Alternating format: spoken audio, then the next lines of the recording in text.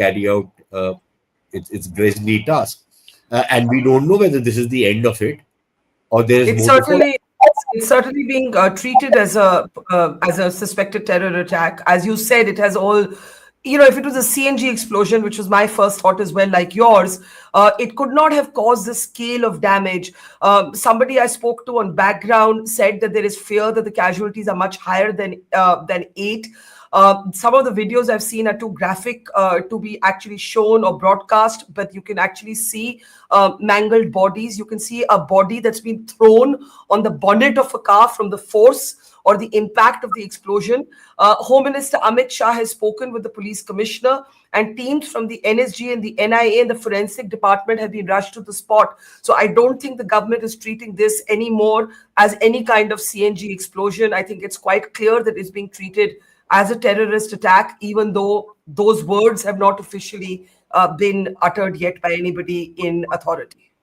Barkha, but just another thing, as a country, our leaders need to be more responsible.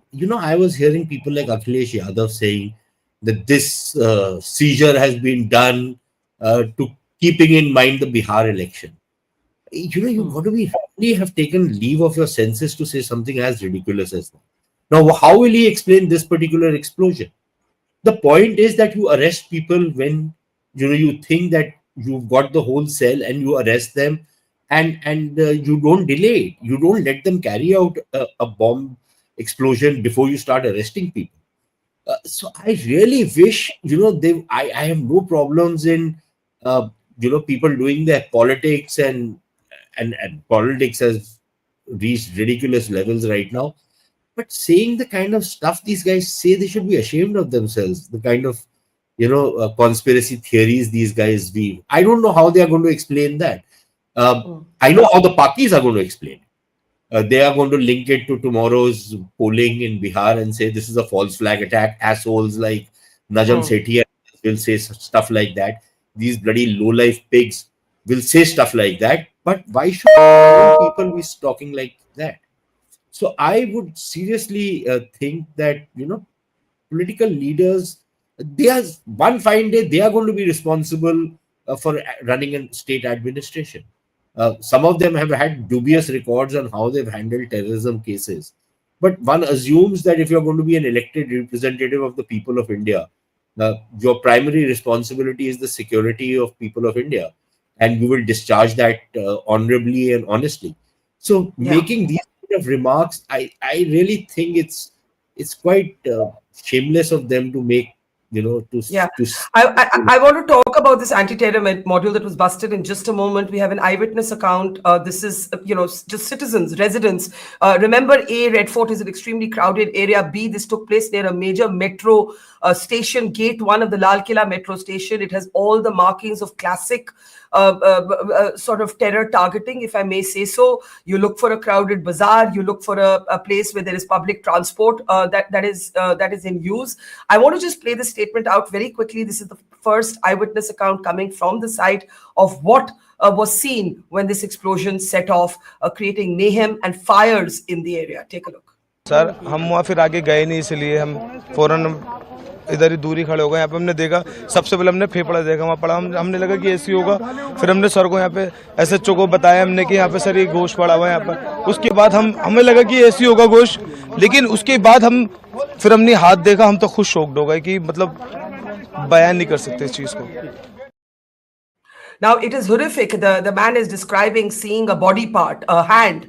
And I have seen personally, as I said, some of these videos, mangled bodies on the streets between cars that are burning, a man's body thrown by the force of the explosion. There it is. We should probably blur it a little more, thrown on the bonnet of the car. It is horrific. I don't think we can say that this is a CNG explosion. I think it is evident that the city of Delhi, that the country of India, the state of India has been targeted. It's been targeted in the middle of election season. And there are certain, Sushant, you know this better than me, but it's been many years since we've seen this kind of terror attack targeting a major Indian city. But the attempt is always the same, right? Crowded bazaar, sensitive time, election. So on the eve of voting, you try and polarize. You try and do it near public transport. The poor always get hit the hardest. I mean, we've seen these patterns. So, everything you're seeing, do you link it to the anti-terror module that was busted, two J&K doctors taken into custody, hundreds of kilos of bomb-making explosives recovered from them, automatic rifles recovered from them, a joint operation of Haryana and the Jammu and Kashmir police? All of this took place in Faridabad. The press conference was just this morning, and the police said that the aim of these terror modules was to target Delhi, and a few hours later, this is what we're looking at.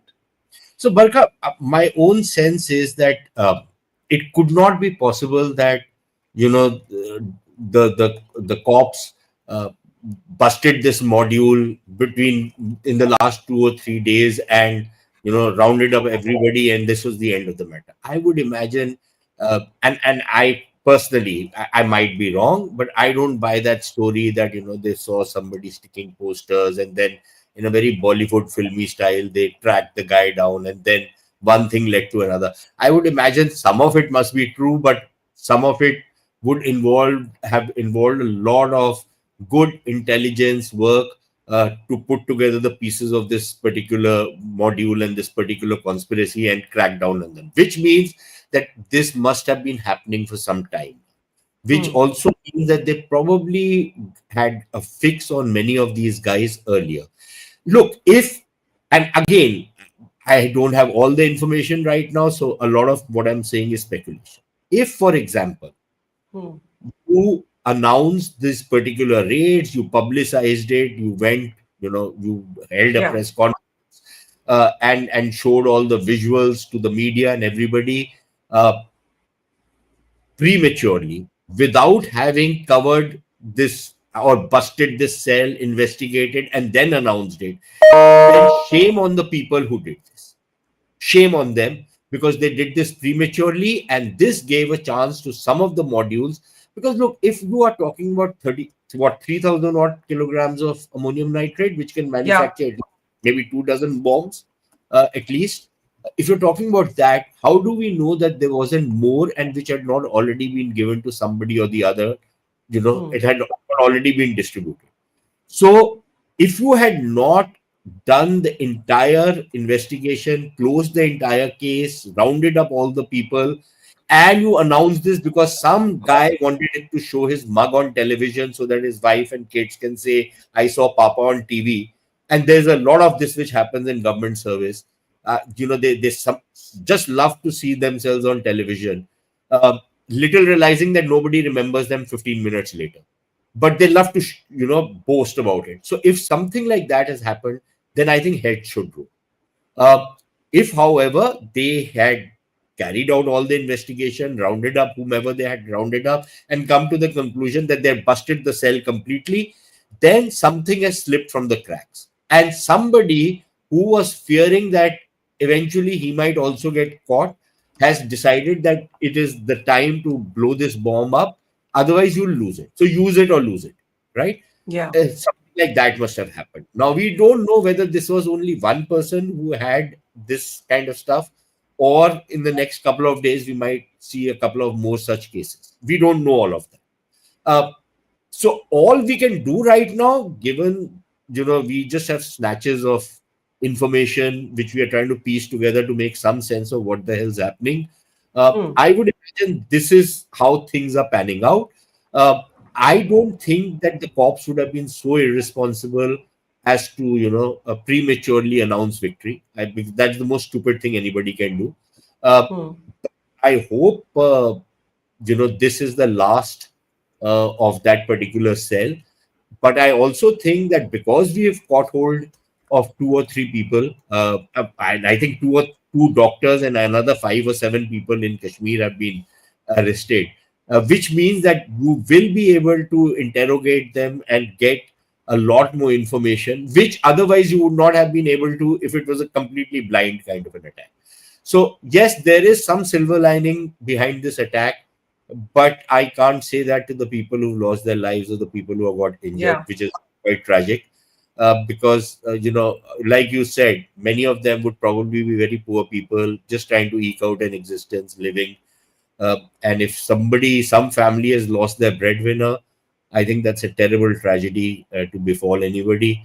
So yeah, it's terribly sad for people who have suffered this, but at least there is this, that we hope that we can get to the bottom of this particular conspiracy, and then go after the perpetrators, no matter what the cost.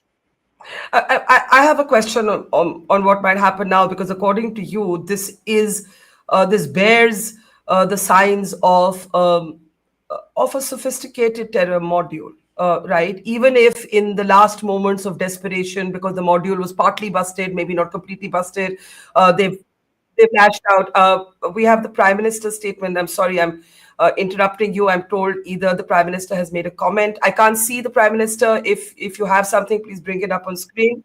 All right. Prime Minister Narendra Modi has taken stock of the situation. This is what the government has said just now.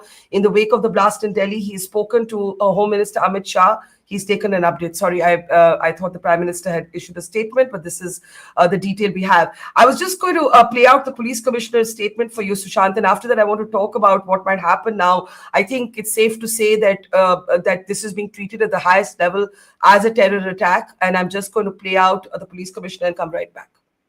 आज आज करीब 6:52 पे एक यहाँ पे red light पे एक slow moving vehicle जो रेड लाइट की तरफ आके रुका था, उसमें एक ये एक्सप्लोजन हुआ है। उस वक्त गाड़ी के अंदर जो पैसेंजर्स उसके अंदर ही थे, और इस एक्सप्लोजन से जो है आसपास की गाड़ियों में भी क्षति हुई। जैसे ही इसकी खबर मिली, हम सारी एजेंसीज जो है, Delhi police, FSL, NIA, NSG, उनकी टीम्स यहाँ पे आ चुकी हैं और हालात का जायजा भी ले रही है। हर तरीके से इस जो है एक्सप्लोजन के बारे में जांच की जा रही है और जल्दी ही इसका आकलन करके इसका जो भी रिजल्ट निकलेगा वो आपको बताया जाएगा। इस इंसिडेंट में कुछ लोग को इंजरीज भी आई हैं और कुछ लोगों की डेथ भी हुई है, तो वो अभी हालात का जायजा लिया जा रहा है और एग्जैक्ट फिगर्स जो हैं आपको कुछ ही देर में बता दी जाएंगी। और सिचुएशन को रेगुलरली मॉनिटर किया जा रहा है और गृह मंत्री जी भी जो है उनसे रेगुलरली उनका फ़ोन भी आया था, उनको रेगुलरली ब्रीफ किया जा रहा है और उनको टाइम टू टाइम पूरी सूचना दी जा रही है और आगे जैसे भी हालात होंगे, जो भी नतीजा निकलेगा आपको बताया जाएगा। अभी इसको आकलन किया जा रहा है। Okay, the police commissioner is not sharing many details there, which is understandable. They need their time to make their assessment, but we can tell you that at least 8 people have died, 30 are injured. Several injured have been brought to a major hospital in Delhi, the LNGP hospital. Officials are saying that the death toll is expected to be higher. Unfortunately, tragically, the Prime Minister has taken stock of the situation. The Home Minister has spoken with the police commissioner. Teams of the National Security Guard and the National Investigative Agency, the NIA, the NSG, along with forensic teams, are at the site of the explosion, what is being loosely called the Delhi car blast. There are some eyewitnesses, Sushant, that are talking about 2 back-to-back explosions. We don't have official confirmation of that yet. Again, I want your sense. What happens now? I mean, the first thing, we just went through a few months ago, Pahalgam and then Operation Sindoor. While Jammu and Kashmir has often borne witness to terror attacks, it's been several years since the city of Delhi, this is the capital, has been targeted by explosions, by bombs. I'm saying it, though no one has officially said it in this manner. What now? Your guess is as good as mine. I don't see if there is any kind of an indication that there was a Pakistani group behind it. I think we are looking at a very, very dangerous spiral again. And this time around, it's very clear that we are not going to distinguish between the state and non-state actors, or the so-called non-state actors in Pakistan, because those non-state actors are actually state actors. They work in conjunction with and with the complicity of the Pakistani state. It is very clear that terrorists have been doing the rounds with the support and sanction of Asim Munir and the rest of the bunch. So quite clearly, we will have to notch it up a few degrees, and then what follows from that, who can tell? And clearly, this time around, I don't think we are going to be in the mood to listen to that clown Trump because of how he has behaved and how he has emboldened and encouraged Pakistan. So quite clearly, we are in a very, very entering into a very, very dangerous phase, and I don't see, you know, on that side, I don't see any light at the end of the tunnel, except for the fact now there is something of a commitment trap as well as far as the government is concerned. Yeah. It will have to do something about this because clearly, if the Pakistanis think that they can continue doing what they are doing and get away with it, then it's I don't see how that's going to be acceptable to anybody in India. So yes, I think it's a very, very dangerous stage that we have reached. And what struck you, from the beginning of this evening when you first saw the images and like everybody else thought it's a CNG explosion, and then saw the scale and the intensity of the damage? A CNG explosion can cause one car to go on fire, maybe another car, or a a rickshaw standing close by, or so on. PTI now reporting that this is a high intensity explosion. Again, I want to remind our audience who may not know this. Just this morning, a joint operation of the Haryana and J&K police said that they had recovered up to 2,900 kilograms of bomb-making ammonium nitrate. Two Jammu and Kashmir doctors were taken into custody. An automatic rifle was also recovered from them. There was a press conference by the police. In fact, I think we have that earlier statement. Could we play that out? And then I want to come right back to you, Sushant. And Sushant, by the way, I know you're on a tight schedule, so stay as long as you can, hop off when you need to. But just I want to play out this police statement from earlier in the day because they virtually said that they had busted this module and the target was Delhi. So it's eerie that this has happened a few hours later, or maybe not. Maybe it's directly connected. Take a look. जैसे ये पिछले कुछ दिनों से Faridabad police, Haryana police और J&K police का एक joint operation जारी था, और ये अभी भी जारी है। मैं ये बताना चाहूँगा, ऑपरेशन अभी भी जारी है, जिसके अंतर्गत एक एंटी टेरर मॉड्यूल पे काम करते हुए हमारी दोनों की जॉइंट टीम ने यहाँ पे जो है काम किया, जिसके अंदर एक एक्यूज को पहले यहाँ से पकड़ा गया था, जिसका नाम है डॉक्टर मुजम्मल, और इस पे आगे कार्रवाई करते हुए जो है कल जो है रेड्स की गई, और जिसमें रेड्स के दौरान यहाँ पे लगभग 360 kg के आसपास इन्फ्लेमेबल मटेरियल है, जो कि संभावित अमोनियम नाइट्रेट है। मैं क्लियर करना चाहूंगा कि इट इज नॉट RDX। मैं इस बात को क्लियर करूंगा क्योंकि कई जगह ये चल रहा है, तो मैं क्लियर करना चाहूंगा इट्स नॉट RDX। तो ये इन्फ्लेमेबल मटेरियल है। इसके अलावा कई और ऐसा सामान जो टेरर एक्टिविटीज में जिनका संभावित इस्तेमाल किया जा सकता है, जैसे टाइमर्स, लगभग 20 टाइमर्स विद बैटरीज 4, और इसके अलावा कुछ अन्य सामान है जो है यहाँ बरामद किया गया है। साथ साथ ही जो है जो फायर आर्म्स में एक कैरन कॉप rifle with 3 magazines and 83 live rounds, एक pistol with 8 live rounds, 2 empty cartridges और 2 additional magazines है, जो इनसे जो है रिकवरी की गई है। और इसके अंदर जो है अभी जो है कार्रवाई जो है दोनों की हमारी जॉइंट पुलिस की कार्रवाई जो है जारी है। सर एक AK-56 भी मिली है, AK-56 भी मिली है? नहीं, इट्स नॉट AK-56 जो है, इट इज कैरन कॉप असॉल्ट राइफल। सर ये यहाँ क्या करता था आरोपी जो पकड़ा गया? ये यहाँ पे जो है ये यूनिवर्सिटी में जो है पढ़ाता था। सर मुजम्मिल को कब पकड़ा गया? कौन सी यूनिवर्सिटी? जी यहाँ पे जो, हाँ, he was working in Alfalah university. बाकी मैं आपको जो है बहुत सारी ऑपरेशनल डिटेल्स हैं। मैं आपको ये कहूंगा कि ये ऑपरेशंस हमारा जारी है, तो ऑपरेशंस को ध्यान में रखते हुए बहुत सारी ऑपरेशनल डिटेल्स हैं जिन्हें मैं इस समय भी नहीं बता सकता। जो आप बता सकते हैं वो बता दीजिए। कितना समय पहले आता था ये यहाँ पे? ये लगभग जो है यहाँ पे ये सारा ये पिछले 15 दिन से एक हमारा जॉइंट ऑपरेशन चल रहा था, तो उसी जॉइंट ऑपरेशन के अंतर्गत ये कार्रवाई की गई है। Okay, some of those details are very specific. I need to make a correction. I said AK-47. He said it's not an AK-47. It's an assault rifle. It's not RDX. It's bomb-making explosive ammonium nitrate. That said, he was very, very specific about the module being busted, the Jammu and Kashmir link, and so on. What did you think when you heard that press conference in the morning, and now that this has happened? Look, now that I look back, because I don't take their press conferences very seriously. But if the guy says that the operations are still on, if the operations are still on, then why the hell were you in a rush to declare victory and announce that you have, busted this particular cell? What were you trying to do? Trying to give them the warning कि अच्छा भाई अगर कोई बचा है तो go ahead and do what you want to do. But somebody should think these things through, right? Once you've rounded up all the fellows, then it is one thing for somebody to come and show his mug on the TV. But if you have not done it, why are you coming prematurely and saying that this is all we have done? For what? Hmm. So this is something I've never understood about the governments in India and about civil servants in India or uncivil servants in India. This voyeurism which is there, this quest for publicity all the time. If you want to do publicity, become a news anchor. Okay, Hmm. become on television, right? You'll Yeah. get a lot of publicity. Become a page 3 star. Yeah. You're in serious business, right? You're dealing with the lives of people, and for somebody to come and show his mug on TV so that he gets his 10 minutes of fame.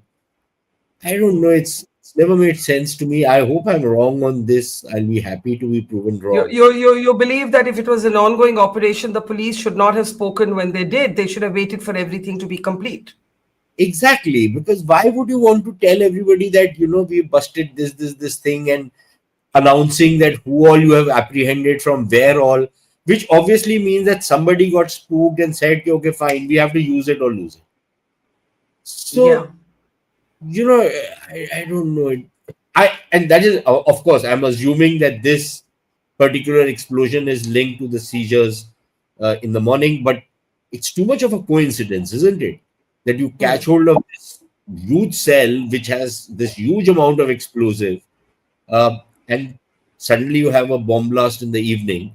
Of course, we'll have to wait and see whether the chemicals are the same, the explosive which was used is the same. They said that we recovered some timers and all. I'm sure the forensics guys will be able to get some idea of what exactly was the timing I mechanism mean, used. What does this look like an IED set blast to you? everything is an idea, Barkha. Anything which is No. rigged together is Huh. No, I'm saying if there was a terrorist hypothetically who's thinking use it or lose it, it could even be someone ready to kill themselves and kill others, right? We don't know. We simply don't know because you're talking about a suicide guy, right? I mean, could be or no. No, I don't know because from the reports is that this vehicle was parked and then it blew up. So if you're using timer devices, then why would you necessarily use a suicide bomber? But I'm not ruling it out. I don't think anybody can rule out anything at this point in time. But Hmm. if such a high intensity explosion takes place, maybe you will recover some parts of, if it was indeed a suicide bomber. But it is possible that it wasn't, and it is possible that there were these guys who decided कि ठीक है हमारे पास तो you make the bombs and you start distributing them to the guys who are supposed to carry it out, and maybe there was a larger plot to carry out, something like what happened in Jaipur and Ahmedabad and other places in the past when you had the Indian Mujahideen characters, Hmm. multiple blasts in the same city. And Yeah. now in this case, you've probably rigged together a couple and you've sent it to people, and the rest has been caught. So you decided that before the guys who've been caught start chucking up all the information, you might Hmm. as well go ahead and do what you were tasked to do. So I suppose that is what I sense would have happened. Yeah, and we're seeing a video right now of an injured man covered in blood, being But escorted by another I, person. Yeah, I need to. I'm going to let. Yeah, just a last thought before you hop off. What would you be looking to hear from the government at this point? We're still awaiting official word. The police commissioner's bite was very sort of preliminary. What would you be looking to hear right now from the government? I would want them. I don't think I want them to give a running commentary on what they have found and what they are likely to find and who they are blaming and who the finger of suspicion is. I wish they would give whatever is the basic minimum information which is required to be given, and then work on the other aspects of this particular case, and then give a proper detailed afternoon or evening when they have a lot more information which they can share safely without compromising the case or the integrity of the case, and share information from a single source. Anybody who speaks unauthorizedly to anybody in the press or anyone else needs to lose his job, because it's about time we decide how we are going to manage the information and ensure that information is shared in a way that it does not compromise anything. Unfortunately, we are not known for doing that because we all love our own voice. So I hope All right, we've learned Sushant. something. Yeah, and the need for strategic communication, cohesive communication is a lesson that we certainly should have learned this year in the immediate aftermath of Pahalgam and Operation Sindoor. Thank you, Sushant. I know you need to go, so we let you go now. Thank you for helping us make sense of this horrific explosion that has taken place. Thanks, Sushant. If you have just joined us, at least 8 people have died, 30 are injured. There's a fear that those numbers, those casualty figures will rise further. This after a car blast explosion took place in the crowded area of Red Fort, specifically near Gate 1 of the Lal Killa metro station. This is being treated quite clearly as a terror attack by the highest levels of government. The Prime Minister has taken stock of the situation. He has spoken with Home Minister Amit Shah. Home Minister Amit Shah, in turn, has spoken with the Delhi Police Commissioner. What we do know is that the explosion took place inside of a car. And then the fire from that car set a number of other cars. We're told about 13 cars on fire. There was mayhem, there was chaos. People tried to run to safety. Some of the videos from the site are truly horrific. One video I saw showed a man being hurled on the bonnet of a car, simply carried there or hurled there by the force of the explosion. In another, you can see a man covered in blood trying to limp his way out to safety. And let's start as we look at this horrific situation that is unfolding in a national capital, show you from the site what is actually happening.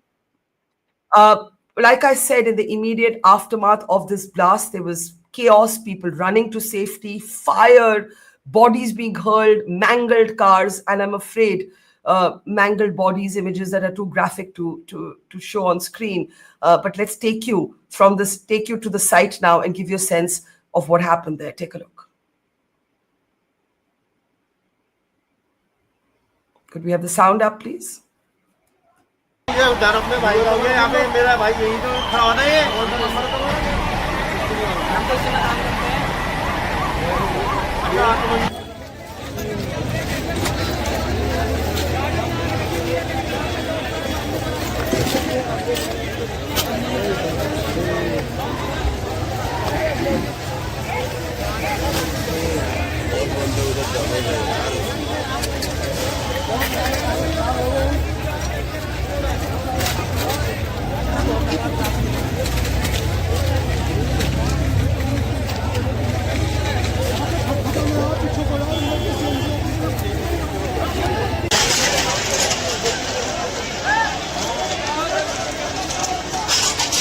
ये live Chandni Chowk की लाल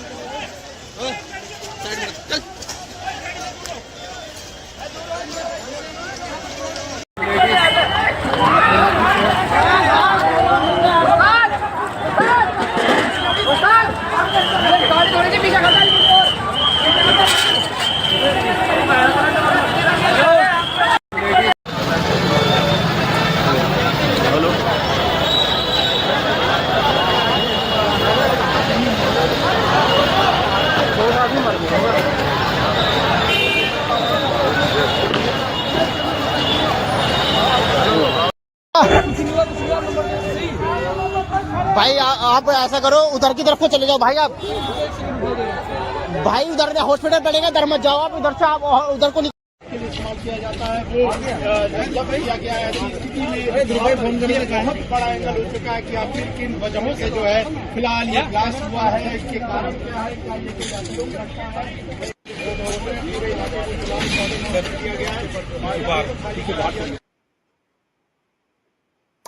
So you can see there images that are almost too difficult to see. Those are vehicle parts. You can see the charred vehicular sort of, remains, as it were, of the explosion.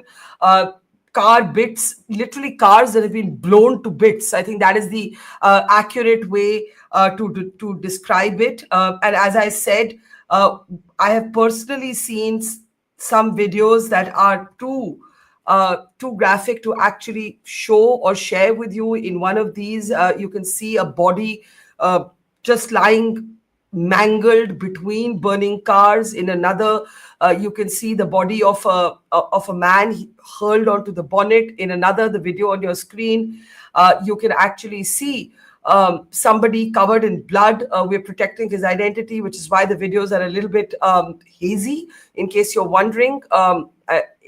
He's trying to limp his way out to safety. You can see actually clouds of smoke and orange fire, up to a kind of kilometer away in the distance. And let me play out for you the details that we have from the police commissioner. This is not very specific, and there may be a reason for that. But let's first take a look at what Delhi's police commissioner had to say on who or what caused this blast and what we know so far. आज करीब 6:52 पे एक यहाँ पे red light पे एक slow moving vehicle जो red light की तरफ आके रुका था, उसमें एक ये एक्सप्लोजन हुआ है। उस वक्त गाड़ी के अंदर जो पैसेंजर्स उसके अंदर ही थे, और इस एक्सप्लोजन से जो है आसपास की गाड़ियों में भी क्षति हुई। जैसे ही इसकी खबर मिली, हम सारी एजेंसीज जो है, Delhi police, FSL, NIA, NSG, उनकी टीम्स यहाँ पे आ चुकी हैं और हालात का जायजा भी ले रही है। हर तरीके से इस जो है एक्सप्लोजन के बारे में जांच की जा रही है और जल्दी ही इसका आकलन करके इसका जो भी रिजल्ट निकलेगा वो आपको बताया जाएगा। इस इंसिडेंट में कुछ लोग को इंजरीज भी आई हैं और कुछ लोगों की डेथ भी हुई है, तो वो अभी हालात का जायजा लिया जा रहा है और एग्जैक्ट फिगर्स जो हैं आपको कुछ ही देर में बता दी जाएंगी। और सिचुएशन को रेगुलरली मॉनिटर किया जा रहा है और गृह मंत्री जी भी जो है उनसे रेगुलरली उनका फ़ोन भी आया था, उनको रेगुलरली ब्रीफ किया जा रहा है और उनको टाइम टू टाइम पूरी सूचना दी जा रही है और आगे जैसे भी हालात होंगे, जो भी नतीजा निकलेगा आपको बताया जाएगा। अभी इसको आकलन किया जा रहा है।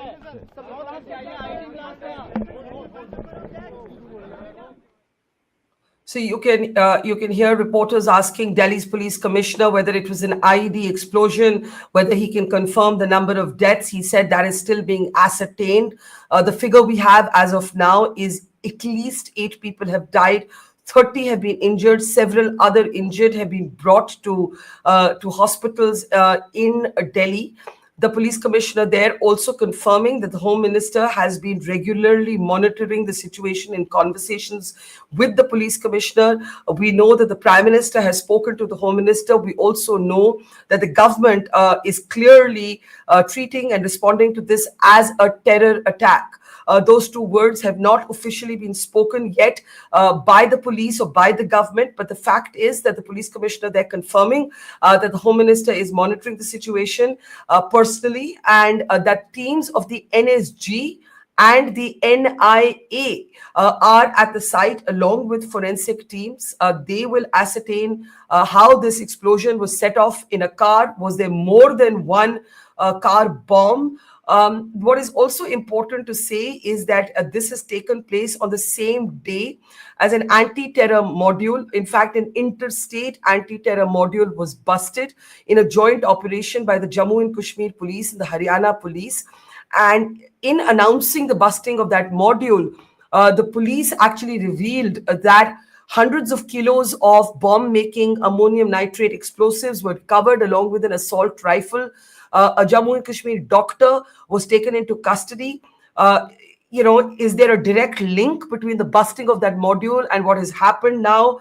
We also have reactions coming in from major political leaders. Rahul Gandhi says the news of the car explosion is extremely heartbreaking and concerning.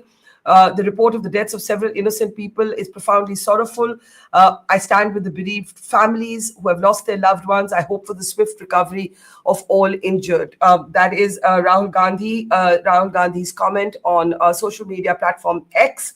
But I want to go back to the fact that what you're seeing on your screen, this has taken place near the metro station, Gate 1 metro station of Lal Killa, the Red Fort, an extremely crowded area at peak hours. That's also important. Designed clearly to cause maximum damage. There is a bone-chilling eyewitness statement, if we can play that out again, of a man who basically says that he saw the hand of a body, as dismembered bodies have been found. That gives you the scale of the horror that has unfolded in the national capital this evening. I want to play out that eyewitness account and then also play out for you what was said by the police earlier this morning. But first, the eyewitness account. Sir हम वहाँ फिर आगे गए नहीं, इसलिए हम फौरन इधर ही दूरी खड़े हो गए। यहाँ पे हमने देखा, सबसे पहले हमने फेफड़ा देखा, वहाँ पड़ा, हमने लगा कि ऐसी होगा। फिर हमने सर को यहाँ पे एसएचओ को बताया हमने कि यहाँ पे सर ये गोश्त पड़ा हुआ है यहाँ पर। उसके बाद हमें लगा कि ऐसी होगा गोश्त, लेकिन उसके बाद फिर हमने हाथ देखा, हम तो खुद शॉक्ड हो गए कि मतलब बयान नहीं कर सकते इस चीज़ को। So he's basically, the gentleman there is obviously in shock, and he's talking about dismembered bodies, body parts, a hand outstretched. To think of it, maybe a hand outstretched in help. The video you're seeing on your screen. In fact, can we play it up with the sound up, if possible? It's an injured person trying to get away. Could we have the sound up? करो, उधर की तरफ को चले जाओ भाई। आप भाई उधर हॉस्पिटल पड़ेगा, इधर मत जाओ, आप इधर से आप उधर को निकल जाओगे। Let's play it again. भाई आप ऐसा करो, उधर की तरफ को चले जाओ भाई। आप भाई उधर हॉस्पिटल पड़ेगा, इधर मत जाओ, आप इधर से आप उधर को निकल जाओगे। All right, horrific images from the site of the explosion, an injured man being directed to somehow head towards a hospital.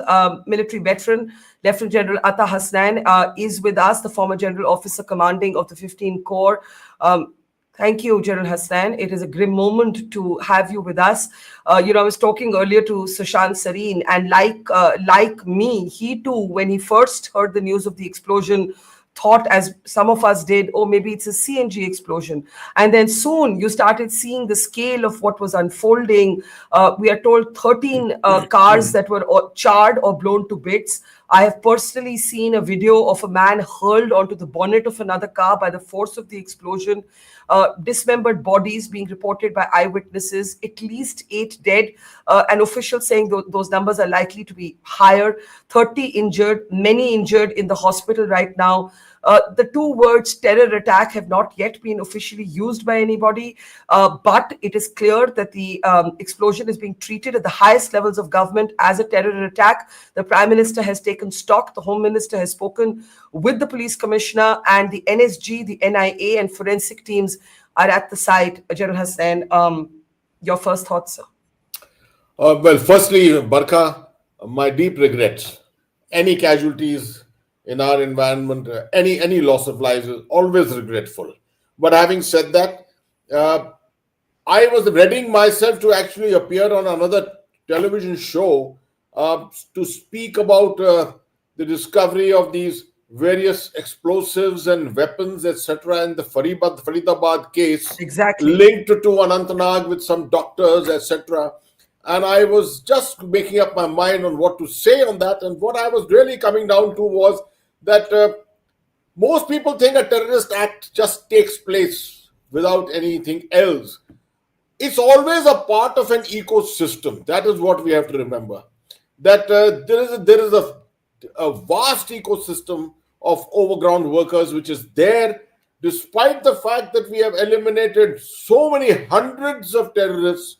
But this ecosystem continues to persist. And that is something very difficult to root out. It can happen anywhere in the country. Delhi, we've been very fortunate that Delhi has been kept safe for very long. And any of our adversaries who are looking for a major effect, a dampener on India's morale, the dampener on India's enthusiasm for, all our progress, etc., that we are looking, the aspirational aspects, any one of them will always look at Delhi's capital. You remember 13th of December when it happened on the Parliament of India, how deeply it affected India, hitting India's democracy at that time. Once again, the effort is probably being carried out to affect us, our morale, our aspirations. And you have already said so very clearly that no one has mentioned the word terror act so far. But the broad presumptions from the nature of the incident, the nature of the events which are being reported appears to be so. I too was initially taken in, and my own control room at the NDMA was telling me that this is a CNG blast, most likely, which has happened. But CNG blasts do not have this kind of an effect. This is, of course, something much more. But of course, the investigations are being carried out, and I'm sure soon we will come to know what really is the nature of the act which has happened. And I think it's so important that you mention that this explosion has taken place on the same day that the police announced that they had busted a major anti-terror module. In fact, they called it an interstate terror module. They said that they had recovered hundreds of kilos of bomb-making explosives. A Jammu and Kashmir doctor had been taken into custody. This happened in Faridabad, which is on the outskirts of the national capital. And an assault rifle was also recovered, and the police actually said that the target was Delhi. And then this happens, and unfortunately we're getting news of climbing casualties. 10 people are now reported to have died, 30 have been injured. There is fear that those numbers could rise more. As you said, you were getting ready to talk about that anti-terror module having been busted, and then this happens, and clearly the intensity, the scale fits in with terrorism, though nobody has used that word yet. It is being treated, at least by government, in the way that it's responding, with forensic teams and NSG and NIA at the spot. I want you to talk about whether you think that the police announcement in the morning, and I'll play out that statement of what the police said in a moment, and what's happened is connected. Some other analysts have suggested that perhaps there were parts of the terror module that hadn't been completely busted, and they then felt that they had to use it or lose it. And so they were driven into this immediate response because their game plan had been exposed. I don't know what you think of that theory. Good question, Barkha, no doubt. Let me start by mentioning that since 26/11, the Indian intelligence agencies have kept the rest of India. Jammu and Kashmir is a different issue. Pathankot was also, on the periphery itself when it happened in 2015. For the better part of the last 17 years, the intelligence agencies of India have kept India safe. We all keep hearing third or fourth page in the media, print media, you normally find some kind of an innocuous news of the busting of a module somewhere, etc. If that same module had been successful, it would have made headlines. But it's obviously then pushed into the third or the fourth page because it's just an intelligence input and something which has been recovered, etc. Now, what people have to remember always is that although we have a very effective intelligence system, our intelligence services are very good, but yet determined ecosystem of terrorists can always get past. And persistence, if the networks are there with persistence, somewhere or the other, they will make a dent. I think this is exactly what has happened here, where they got the information, they got the intelligence, they managed to bust this module to some extent. But as I said, modules are large. The networks are, all kinds of rungs within networks. You may bust one element of the network, but not the entire network. So that is probably what has happened. One part of the network has been busted, and another part has immediately responded, reacted. If that is what has, is that your? If this is a terror act at all. Even Sushant was making that point, that he said that the fact that there was this very public revelation of this anti-terror module could mean that there were other operatives in that module who then felt that they now had to react because, this was their last chance. And that takes us to a question of whether this is, I heard a reporter asking the police commissioner, is this an IED? I was asking Sushant, considering the module has been busted and there have been arrests made, could it be a suicide bomber? But it looks more like a classic IED explosion. You set it off in a car, in a crowded area, near a mode of public transport, hitting the poorest people, the most, and on the eve of a major election in India. As you rightly pointed out, General Hassan, for those of us who are old enough to remember, there was a time when this used to happen with frequency. We have seen Zaveri Bazaar in Mumbai. We have seen our own Greater Kailash market or markets like that in Delhi. We have seen other markets in Varanasi. We have seen this, the targeting of a crowded, highly densely populated bazaar, and we're seeing it after a very, very long time. But do you believe, therefore, that there is some connection between the module busted and what has happened, or do you believe that it's pure coincidence? It can't be a coincidence, can it? I do not believe it's a coincidence. The fact that this was revealed, and since yesterday this was coming out, this information, and it's happened this evening. Obviously, it is some kind of a knee-jerk reaction which has probably happened. Also, leading to the fact that this is probably a terrorist act, and we don't know, it's still a conjecture. The use of a eco van, Maruti eco van. Now, from my experience, I can tell you almost every act where you've had a car bomb has always had a Maruti van. One of the vehicles which is, first of all, very cheap to buy second-hand anywhere. And secondly, terrorists, if they get into it's a vehicle in which it is very easy to get away or to actually make an entry somewhere, if you really go into the details of how these terrorist acts take place. So the moment I heard that there's a Maruti van and an eco van which has been involved in it, that made my suspicion a little more evident on this, to say that yes, possibly it is some kind of a terror act. But you are absolutely right. We have seen Sarojini Nagar, and we have seen all kinds of actions which have happened prior to 2008. 2008 was the last major one which happened in Mumbai. Thereafter, somehow, we've been able to keep the rest of most of India safe, except that it's been happening repeatedly in Jammu and Kashmir. As to the issue of an IED, well, this is a classic case. IED can be just placed inside a Maruti van. If it's a classic car bomb, car bomb can be disastrous. You know what's happened in the case of Pulwama, for example. 300 kgs of explosives probably used in something like that. Here, this seems to be a smaller thing, which is last-minute effort or something of that kind, wherein a smaller IED has been placed inside and a single vehicle has been able to ignite many other vehicles nearby. But obviously, it seems to be the act of an IED. Yeah. And in fact, the police commissioner confirmed what you said about the use of the eco van. It happened at 6:52 p.m. He said a slow-moving vehicle stopped at a red light. An explosion happened in that vehicle, and due to the explosion, nearby vehicles were also damaged, right? There were initially, General Hassan, some reporting that there were 2 car bombs, but it seems that 1 car bomb triggers the rest of the damage. That is, and the car stops at a red light, which also seems deliberate, because then there will be a row of cars behind you who have also stopped at the red light. Absolutely. But as to whether this was a suicide bombing is something which will take a long time to perhaps determine.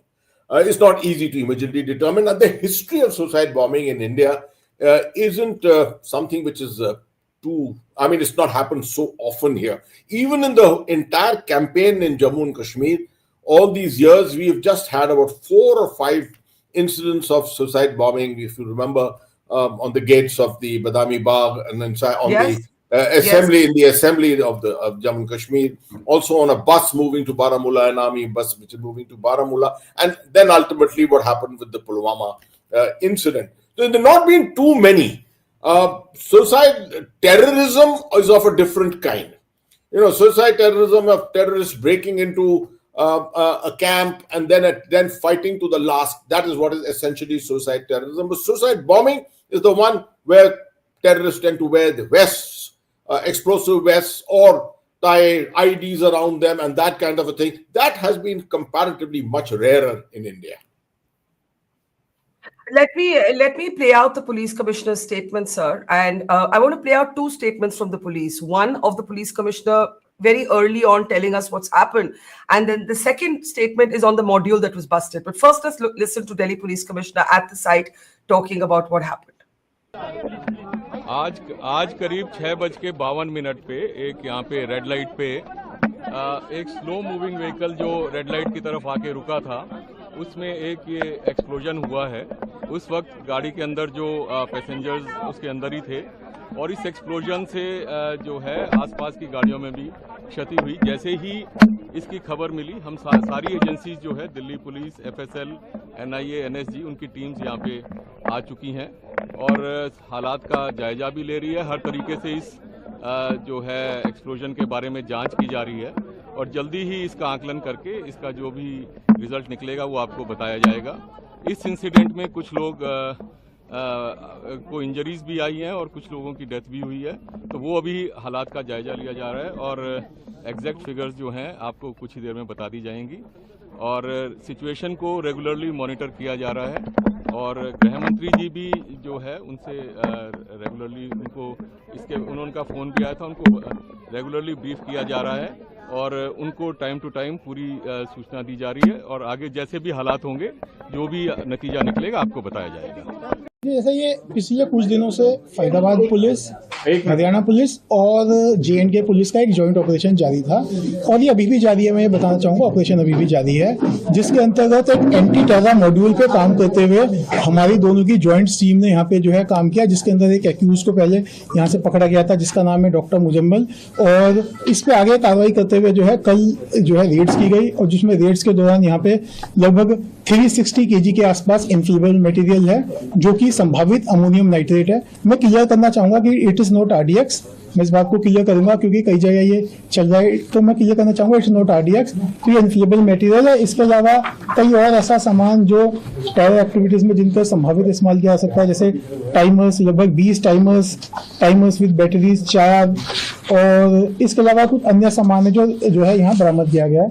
साथ साथ ही जो है जो fire arms में एक कैरन कॉप rifle with 3 magazines and 83 live rounds, एक pistol with 8 live rounds, 2 empty cartridges और 2 एडिशनल मैगजीन्स हैं जो इनसे जो है रिकवरी की गई है। और इसके अंदर जो है अभी जो है कार्रवाई जो है दोनों की हमारी जॉइंट पुलिस की कार्रवाई जो है जारी है। सर एक AK-56 भी मिली है, AK-56 भी मिली है? नहीं, इट्स नॉट AK-56 जो है, इट इज कैरन कॉप असॉल्ट राइफल। सर ये यहाँ क्या करता था आरोपी जो पकड़ा गया? ये यहाँ पे जो है ये यूनिवर्सिटी में जो है पढ़ाता था। सर मुजम्मिल को कब पकड़ा गया? कौन सी जी यहाँ पे जो, हाँ, he was working in Al Falah university. बाकी मैं आपको जो है बहुत सारी ऑपरेशनल डिटेल्स हैं, मैं आपको ये कहूंगा कि ऑपरेशंस हमारा जारी है, तो ऑपरेशंस को ध्यान में रखते हुए बहुत सारी ऑपरेशनल डिटेल्स हैं जिन्हें मैं इस समय भी नहीं बता सकता। जो आप बता सकते हैं वो बता सकते हैं। कितना समय पहले आता था यहाँ पे? ये लगभग जो है यहाँ पे ये सारा ये पिछले 15 दिन से एक हमारा जॉइंट ऑपरेशन चल रहा था, तो उसी जॉइंट ऑपरेशन के अंतर्गत ये कार्रवाई की गई है। So the important thing there, General Hassan, is that they say it's an ongoing operation. He says certain details are operational. This is the police in the morning talking about the anti-terror module. I cannot share everything. I can confirm to you it was an RDX, it was ammonium nitrate, it was an assault rifle that was recovered. There is a certain Muzammil from Jammu and Kashmir. He's been taken into custody and we have been at this operation for the last 15 days. Now, clearly it seems that the revelation or the going public, you know, and Sushant Sareen was saying maybe they shouldn't have gone public, maybe they went public too early, maybe they should have waited for the operation to be complete. I don't know. I will defer to experts on this. But this is what Sushant said. Maybe they shouldn't have gone public. Maybe that's what triggered some missing element, you know, that hadn't been caught yet or hadn't been busted yet of this module to basically say, I'm going to use or lose it, whatever, I have to do this now. Maybe timelines got advanced. We don't know. I'm just wondering what goes through your head when you listen to the police statement in the light of this horrific blast where 10 people have been killed. See, Barkha, when you hear the police making these kind of statements, obviously they have thought this through, right? And they generally tend to look at it from one angle, that if they don't come clean at that time or at the limited information to the public, then rumors are going to spread. And rumor mongering is the worst thing in this case.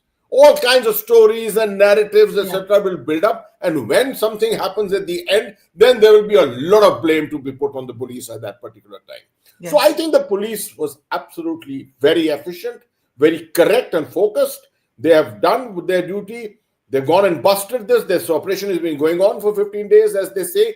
And I think at a very relevant time, they have gone transparent and given a limited amount of information. Now, this does not necessarily mean that that is the reason why a terror act has particularly happened, right? I mean, that as a terror act, we still are conjecturing whether it is a terror act at all. So I think it may be premature for us to conclude anything about that. But sir, if it's not a terror attack, what is it? Yeah, The point, I mean, I was very careful.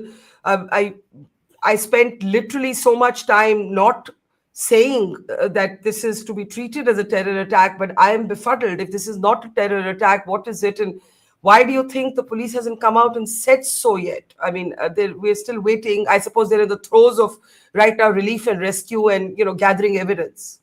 You see, Barkha, in these kind of incidents, there is a degree of finality which has to be achieved.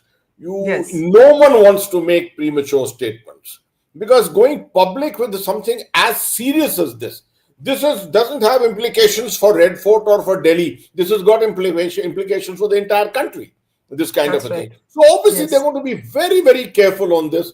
As I told you in the beginning, both you and I were both conjecturing that this is probably some kind of a CNG or an LPG or some kind of a blast of that kind, right? Yeah. And that can't be really ruled out. I mean, they would like to rule it out. Technically, they want to make sure that they are correct. And I think legally also, the police is taking absolutely the right track at the moment. Yeah, I want to play out. My colleague Madan is at the site. He spoke with an ambulance worker. These are voices coming from the ground. One eyewitness describing seeing dismembered bodies, an outstretched arm and hand. Some videos far too graphic to show. But these are eyewitnesses speaking to my colleague from the ground. क्या नाम है भैया आपका? मेरा गुलशाद। आपने देखा कब bomb blast हुआ? ये 6:55 पे हुआ है जी। अच्छा, क्या देखा आपने? कितने लोग की इंजर्ड हुए हैं? कितने लोग? इंजर्ड तो अभी 5 से 6 लोग जो लोकनायक हॉस्पिटल जा चुके हैं, और अभी कुछ इस पे आइडिया बताया नहीं जा रहा कि इधर है भी या नहीं है। वो तो टीम बताएगी उनकी रेस्क्यू टीम की। और आग तो 5 से 6 गाड़ियों में लगी हुई थी। फायर ब्रिगेड आके उन्होंने आग पे काबू कर लिया। लोकनायक हॉस्पिटल में ले जाए? जी हाँ, जो भी इंजर्ड हुए हैं वो लोकनायक हॉस्पिटल ही गए हुए हैं। अच्छा, आपने जो बॉडी पार्ट्स कलेक्ट किए, कितने बॉडी पार्ट्स होंगे करीब? पार्ट तो बहुत काफ़ी सारे। ब्लास्ट हुआ तो नहीं, मैं मेडिकल टीम से हूँ। हाँ, मेडिकल टीम से। आपने देखा ब्लास्ट? जिस वक्त आप आए थे, जब आपको बुलाया गया, तो आपके सामने क्या नज़ारा क्या था? बॉम्ब ब्लास्ट हो चुका था जब हम आए थे, तो आग तो लगी हुई थी। बाकी ये फायर ब्रिगेड वगैरह जो है आग पे काबू कर रही थी। 4 से 5 गाड़ियों पे आग लगी हुई थी। लोग कितने थे, कुछ अंदाजा ऐसा लग पाएगा? लोग तो ऐसे जो इंजर्ड हुए हैं वो तकरीबन 7 से 8 तो जा चुके हैं हॉस्पिटल में। बाकी सबके टुकड़े तो इधर उधर पड़े हैं। कुछ गाड़ियों में भी रखे हैं, अभी एम्बुलेंस में रखे हैं, और बाकी अभी बता नहीं सकते इधर सबके टुकड़े हैं या सब हैं या नहीं है। कितने लोग क्या लग रहा है? कितने लोग? एम्बुलेंस जो हमारी एम्बुलेंसें थी तो तकरीबन 50 एम्बुलेंसें आई हुई हैं, 50 से 60 एम्बुलेंसें आई हुई हैं, और उसमें 5, 6, 7 एम्बुलेंसें जो लेके गई हैं पेशेंट को, जो इंजर्ड हुए थे उनको। अच्छा भैया, आपने भी कोई बॉडी पार्ट्स अपने हाथ से उठाए? हाँ, गाड़ी में रखे हैं, मैंने खुद रखे हैं, एम्बुलेंस में रखे हुए हैं। कितनी बॉडी रखा आपने? नहीं, बॉडी नहीं रखी, बॉडी के सब रखे हैं। बॉडी पार्ट्स तो होंगे कम से कम 2 किलो के आसपास, 2 kg के आसपास अभी गाड़ी में रखे हुए हैं। छोटे छोटे से लेके बड़े बड़े? छोटे छोटे से बड़े बड़े, बोन्स वाले और ये जो मांसपेशी वाले, वो सब थे उसमें, मल्टीपल टाइप से। अच्छा, क्या आप लोगों का कोई अंदाजा है कि कितने लोग का हुआ? क्योंकि हॉस्पिटल में भी आपने लोगों को जाते हुए अंदाजा तो वहाँ हॉस्पिटल में तो 6 से 7 गए हुए हैं। 6 से 7 वो ठीक होने वाली हालत में है? क्रिटिकल है उनका? क्रिटिकल हैं, हो सकता है जान बचेगी, किसी की नहीं बचेगी, वो हम नहीं बता सकते, वो डॉक्टर ही बताएंगे वहाँ पे। हमारा जो काम था वो ट्रांसपोर्ट करने का। जैसे भैया आपके जैसे और कितने लोग हैं जो बॉडी पार्ट्स वगैरह कलेक्ट कर रहे हैं यहाँ पे? बहुत सारी टीमें, मैं बताता हूँ आपको, 50 से 60 एम्बुलेंस आए, वो सब मतलब हमारी टीम ही है, मेडिकल टीम। किसी को भी जो मिलेगा वो अपनी एम्बुलेंस में रख के पहुँचाएंगे वहाँ पे। अच्छा, ये सब जो एम्बुलेंस लगाई, हाँ, बॉडी पार्ट्स रखे हैं? हाँ, कुछ एम्बुलेंस में बॉडी पार्ट रखे, कुछ ऐसे ही खड़ी हैं, और कुछ जो है पहुँचा चुकी हैं उसको, इंजर्ड हुए पब्लिक को। और इस साइड भी आप देखोगे, राइट साइड में बहुत सारी गाड़ियाँ खड़ी हैं, उस साइड भी, और आगे भी इधर भी खड़ी हैं, वो सामने देख सकते हो। तो 50 से 60 एम्बुलेंस आएंगे। Okay, General Hussain, very graphic details. That ambulance driver there talking about how he's having to collect different body parts. There are 50 to 60 ambulances at the site. He came, of course, after the explosion had happened. He's the first responder in terms of providing health services. Many injured are in hospital. I'm so sorry, but before I get your reaction, the Home Minister has spoken, and I must play that statement out, and then I'm coming right back to you. Let's take a look at Union Home Minister Amit Shah. This is the first top-level response from the government on this explosion. Let's listen in. आज शाम करीब करीब 7 बजे दिल्ली में लाल किले के पास सुभाष मार्ग traffic signal पर I-20 हुंडई गाड़ी में एक ब्लास्ट हुआ है। ब्लास्ट के कारण आसपास की कुछ गाड़ियां और कुछ मार्ग पर जा रहे लोग भी इंजर्ड होने के समाचार हैं। प्राथमिक सूचना जो मिली है उसमें कुछ लोग हताहत भी हुए हैं। ब्लास्ट की सूचना आते ही 10 मिनट में Delhi crime branch, Delhi special branch की टीमें स्पॉट पर पहुंची है। NSG और NIA की टीम FSL के साथ अभी गहन जांच करने का शुरू किया है। आसपास के स्थान के सभी CCTV कैमरा और बाकी सब चीज़ों की जांच के आदेश दे दिए गए हैं। मेरी CP दिल्ली से भी बात हुई है, स्पेशल ब्रांच के इंचार्ज से भी बात हुई है। CP दिल्ली और स्पेशल ब्रांच के इंचार्ज स्पॉट पर मौजूद हैं। हम सभी संभावनाओं को तराश रहे हैं और सभी संभावनाओं को ध्यान में रखकर इसकी गहन जांच की जाएगी। सभी ऑप्शन की तुरंत जांच होकर नतीजा जो आएगा जांच हम जनता के सामने रखेंगे। मैं कुछ ही देर में स्पॉट पर भी जा रहा हूं और अस्पताल में भी मैं तुरंत जाऊंगा। Okay, that's a very, very clear and specific statement. All possibilities and options are being investigated. When we have a conclusion, we will place it before the people of the country. Home Minister says he's headed to the site of the blast and also to the hospital where the injured are. I want you to talk about that last comment that the Home Minister made, that Sabhi Sambhavna, I'm paraphrasing in English, he said it in Hindi, all possibilities are being investigated. The moment that there is a kind of concrete prima facie conclusion, it will be placed before the people. He too did not use the phrase, there has been a terror attack. So I want you to comment on what the Home Minister said, how he articulated his reaction. Barkha, if you remember, when we started this conversation, we too said the same thing. Exactly. Yes. And yes. When and as important a person as the Honorable Home Minister of India goes public, one expects that he will have, if he does not have the information, he will not conjecture. And that's exactly what Honorable Home Minister of India has done. He is not conjectured. He has just told you that all parameters are being looked into, and as and when something is available in concrete terms, he will go public himself. So I think that's the best way of looking at it, because the more the rumor mongering and things of that nature, the possibilities of mistakes being made keep coming up. But I think at this time, people need to hold their horses. Let the government of India do its bit. And the Home Minister of India has assured everyone, I think we should just stand by that and abide by it. Sir, you not just have fought and seen war and terrorism, you have also and continue to look at disaster management. At this point, there is a high security alert that has gone through airports, railway stations, major cities, sensitive spots. What would be on the minds of those who have to handle the aftermath? You see, there are 3 or 4 buckets of responses right now.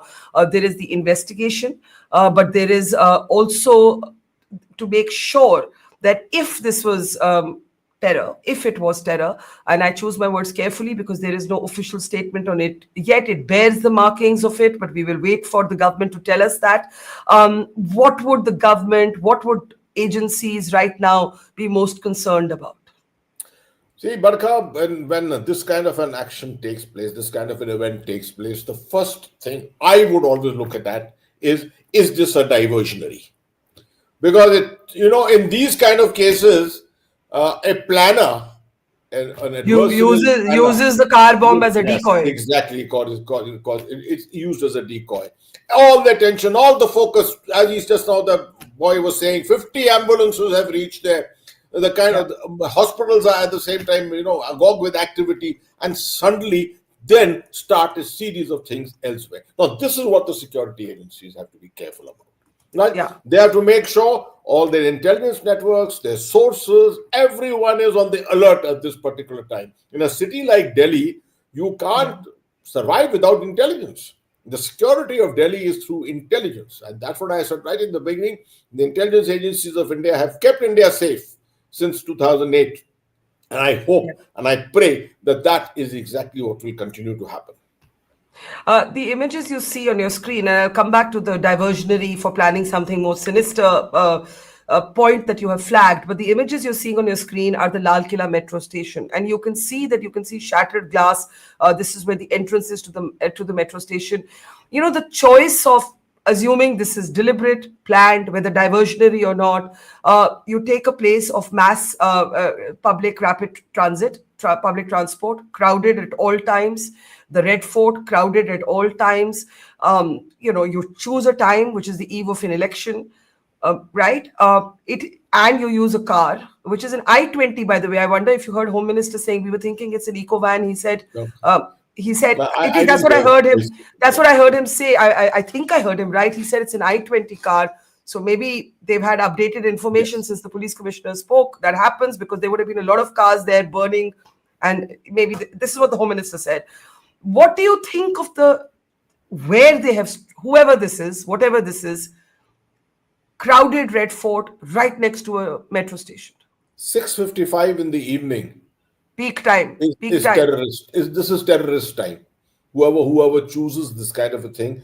Anyone who's looking at Delhi knows 6 to 7 o'clock is peak traffic, peak congregation of people. Place like Red Fort, the metro station, the metro of Delhi, the amount of the density of population inside the metro itself, the people who are disgorging out from the station and getting inside the station at any time is huge. So obviously the effect is going to be very large, whoever has planned this out. Whether they intend to do something bigger, one can't say, still conjecture as we are all talking about. But obviously it was, if it was a terrorist act, then obviously they have chosen this very carefully. Yeah. When you saw these images, does it bring back a kind of deja vu of years gone by? As you said, the intelligence agencies, law enforcement agencies, government has kept the people of India safe. Jammu and Kashmir is different. It is a state which is torn by insurgency. But this since 26/11, I think this is the first major targeting of an Indian city of this kind that we're actually seeing. I have to ask you very cautiously, what happens now? And I don't want to hypothesize too much, but if this is established to be a terror attack, the Home Minister, by the way, is at a Loknayak hospital. Those images are on your screen. He's there to meet the injured.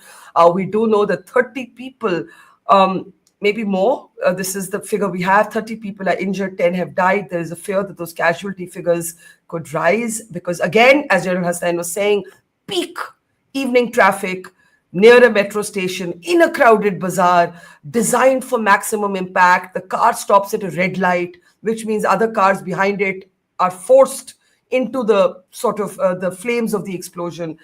Sir, if it is established to be a terror attack, we are in the year of Pahalgam and Operation Sindoor. I must ask this question with great responsibility. What now?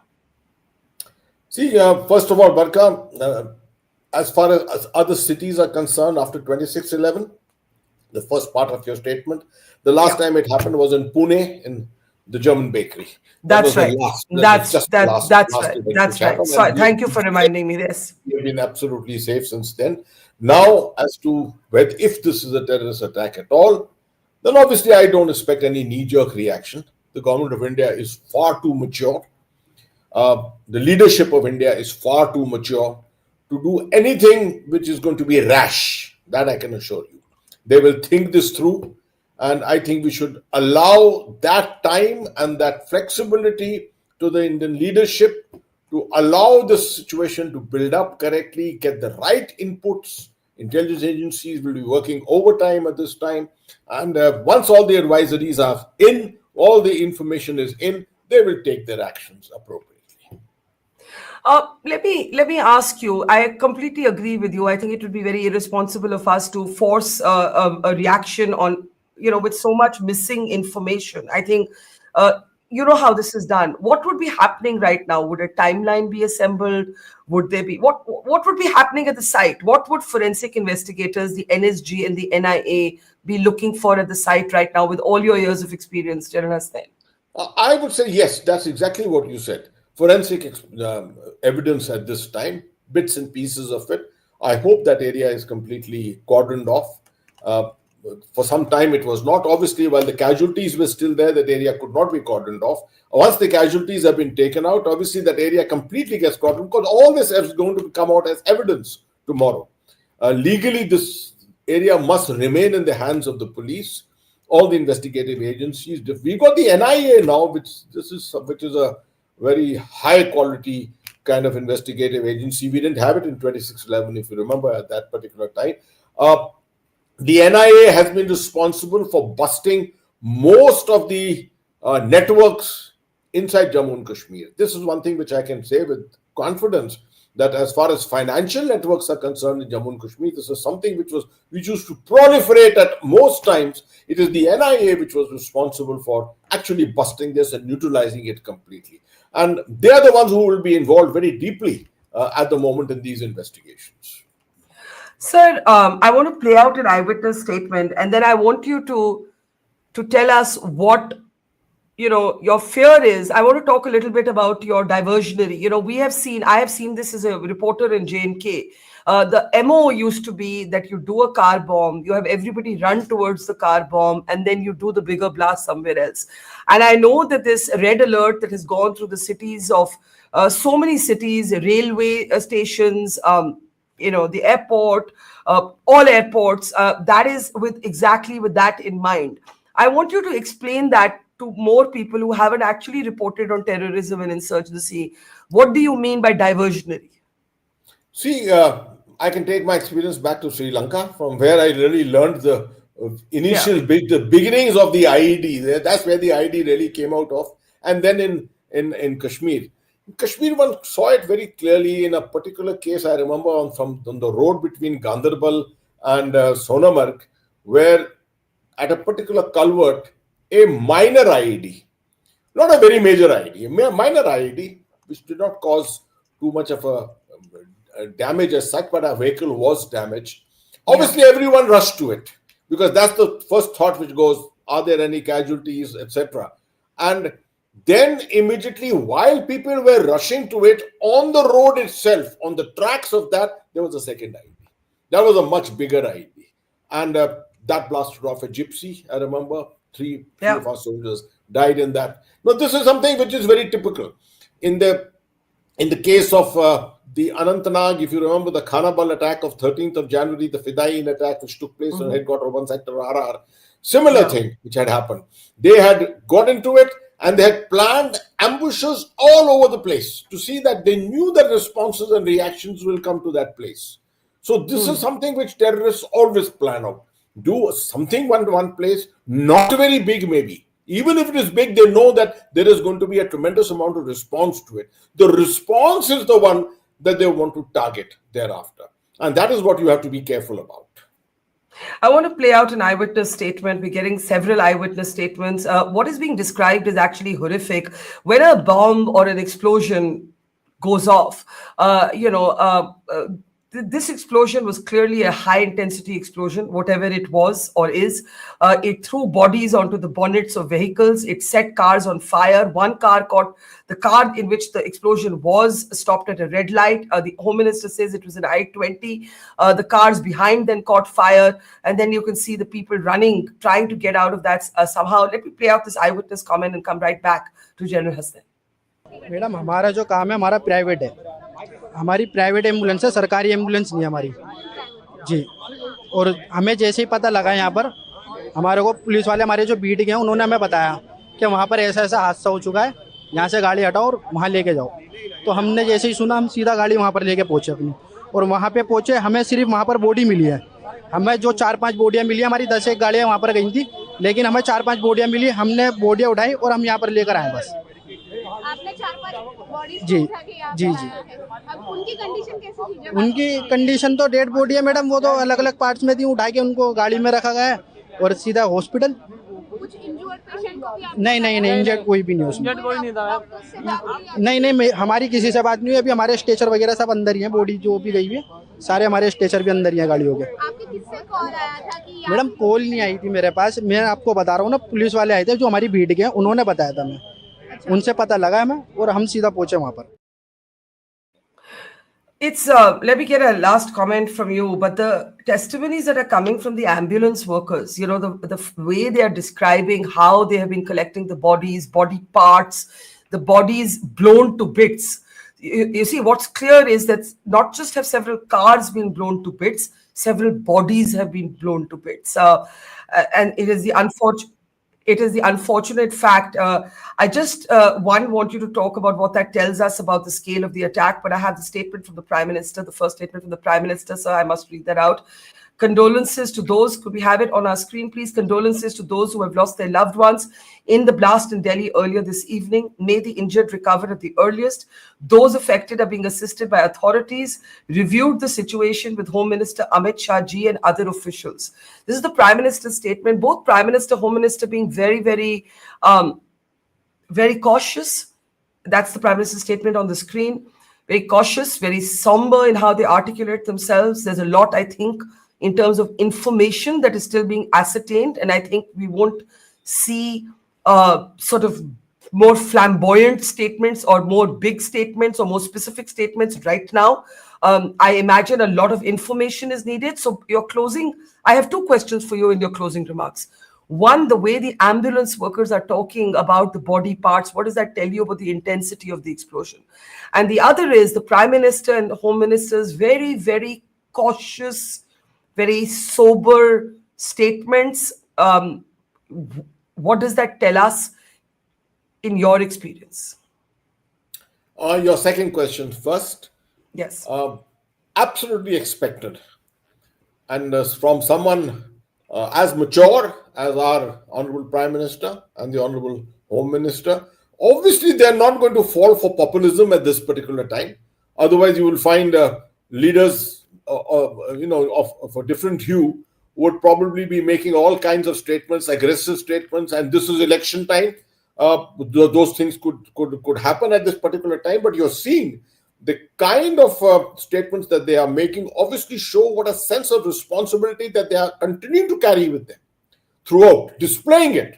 And this is a model, actually. This is how leadership must always act in such situations. That's number one. Number two, as far as the ambulance workers are concerned, there are two parts to this question which I would like to answer. Yeah. One is, first of all, I think the fact that they're saying that they're all private workers, they're all private ambulance operators, you can see a sense of responsibility in the common man. That he has been told by his beat policeman that there's a requirement for you to go, and they have gone there, they picked up body parts, they brought them, and you can't even see a crease on their face at the moment. They are absolutely stayed in their composure and handling the situation marvelously. Absolutely, that's the typical Indian on the street, working in response to a crisis. I think an Indian face always comes out tops. Absolutely, that's one thing which I would always like to acknowledge. But coming to your question, obviously body parts. At one place, someone did say 2.5 to 3 kgs of body parts, but obviously there's much more. No, in this kind of a thing, I mean, from a very macabre kind of a angle, a lot of parts get burnt, so they are not available at all. So you really don't know as to what is the intensity, how many people have actually died. It's only when the proper forensics take place then only then they can actually determine as to what is the final count in terms of casualties. But obviously they have carried a fair number of people from here, and I think the initial reports which were coming were 8 fatalities.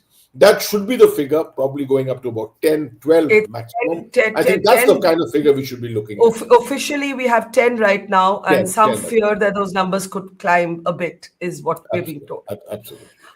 Well, it's a somber note, but as you said, Delhi has galvanized itself. You've seen private ambulance workers there rushing to help. 50 to 60 ambulances at the site. Both the Prime Minister and the Home Minister have reacted with caution and restraint and firmness. Restraint doesn't mean an absence of firmness. Home Minister has said all possibilities are being investigated. The word terror attack has still not been used by anybody in authority. Would it be fair to say that, General Hussain, that it is not absolutely? Yet I think that's the right thing, as we have discussed.